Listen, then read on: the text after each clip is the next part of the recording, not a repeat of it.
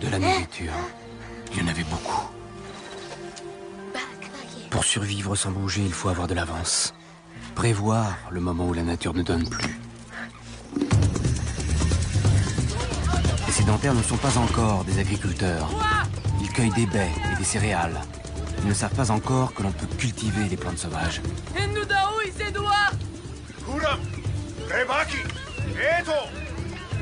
Leur mode de vie vient d'ajouter une nouvelle facette au tempérament humain.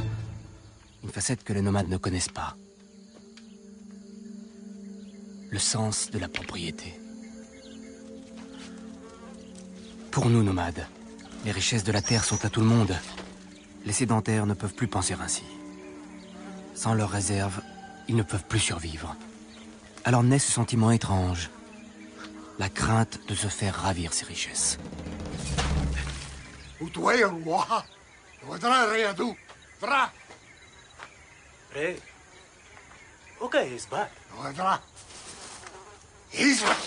Pour le nomade, l'étranger est un voyageur, comme lui.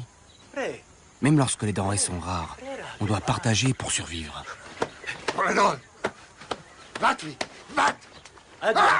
Chez l'homme sédentaire, étranger veut dire danger. L'homme sans dents était prêt à défendre sa propriété comme sa propre vie.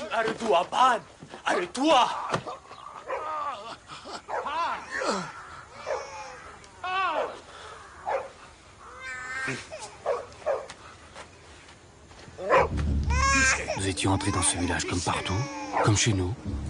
Mais les habitants ont pris cela pour une agression. Il faut dire que ce sentiment bizarre qu'ils avaient sur leur grain s'était emparé de tout.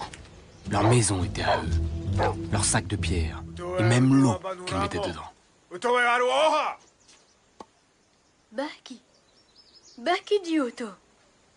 Nous pouvions comprendre leur agressivité. Pour nous, rencontrer un autre humain était une chance.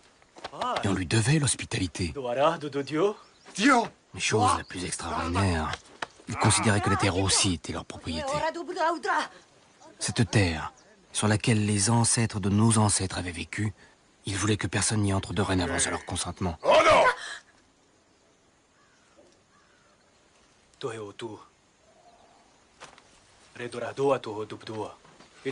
Ils nous chassaient, comme des guêpes qui tournent autour de leur repas.